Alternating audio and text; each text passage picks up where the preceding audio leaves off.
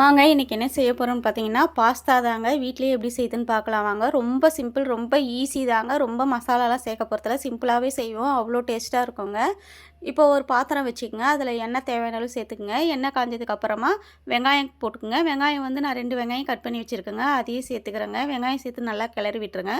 கொஞ்சமாக உப்பு சேர்த்து வதக்கிங்க. சீக்கிரமாக வதங்கி வந்துடும். வெங்காயம் வந்து நமக்கு கண்ணாடி பதம் அளவு வந்தால் போதுங்க. ரொம்ப கலர் மாற வேண்டிய அவசியம் இல்லை. இப்போ உப்பு போட்டு சேர்த்து நல்லா கலந்து விட்டுருங்க. வெங்காயத்து கூடவே நம்ம வந்து கேரட்டு, பீன்ஸு, குடமிளகா கட் பண்ணி வச்சுருக்கோங்க. எல்லாமே பொடியாக தாங்க கட் பண்ணி வச்சுருக்கேன். அதையும் சேர்த்துக்கலாங்க. இது வந்து கொஞ்சம் ஹை ஃப்ளேம்லேயே வச்சு செஞ்சிங்கன்னா வெங்காயம், குடமிளகாய், காய் எல்லாமே வந்து கொஞ்சம் சுருங்கி வரா மாதிரி இருக்குங்க. அந்த மாதிரி இருந்தால் தான் பாஸ்தாக்கு, ரைஸ்க்கெலாம் நல்லாயிருக்கும். நீங்கள் அப்படியே கிளறி விட்டு மூடி போட்டு வச்சிங்கன்னா தண்ணி விட்டு வெந்துடுங்க. அது மாதிரி இருக்கக்கூடாது. நமக்கு கொஞ்சம் சுருங்கின பதம் வரணுங்க. அப்போ தான் நல்லாயிருக்கும். பாருங்கள், நல்லா கலர் மாதிரி வந்துடுச்சு பாருங்கள். இந்த டைமில் வந்து நம்ம கொஞ்சமாக மஞ்சத்தூள் சேர்த்துக்கலாம். கொஞ்சமாக வெறுமிளகாத்தூள் சேர்த்துக்கலாம். காரம் எந்த அளவுக்கு தேவையோ அந்தளவு சேர்த்துங்க. உங்களுக்கு பச்சை மிளகாய் வேணால் சேர்த்துங்க. நான் பச்சை மிளகாய் சேர்க்கலைங்க. இப்போ காரத்துக்கு தேவையான அளவு வெறுமிளகாத்தூள் சேர்த்துருங்க. இந்த வெறுமிளகாத்தூள் வந்து இந்த மாதிரி எண்ணெயில் சேர்த்திங்கன்னா உங்களுக்கு கலர் பிரிஞ்சு சூப்பராக வருங்க. நம்ம வந்து ஃபுட் கலர்லாம் எதுவுமே ஆட் பண்ண தேவையில்ல. உங்களுக்கு பார்க்கும்போதே தெரியும் பாருங்கள். எண்ணெயில் பிரிஞ்சு அந்த கலர் சூப்பராக இருக்குது பாருங்கள்.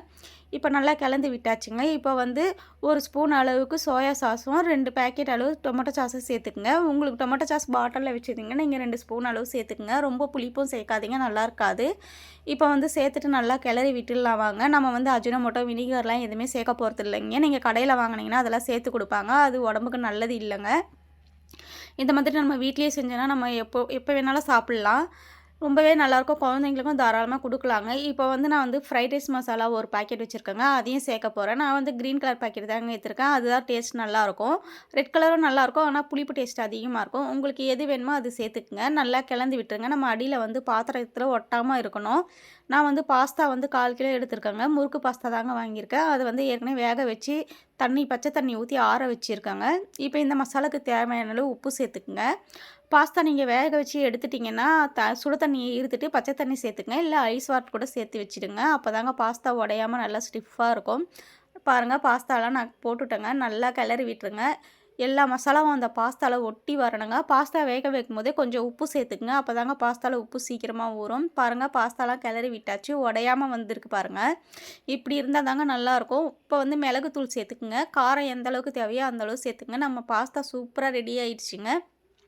நீங்களும் கண்டிப்பாக ஒரு முறை செஞ்சு பாருங்கள். இப்போ வந்து கொத்தமல்லி தூவி நம்ம ஆஃப் பண்ணிடலாங்க. சிம்பிளான ரெசிபி தாங்க இது. கண்டிப்பாக நீங்கள் ட்ரை பண்ணி பாருங்கள். எப்படி இருந்துச்சுன்னு எனக்கு கமெண்ட் பண்ணுங்கள்.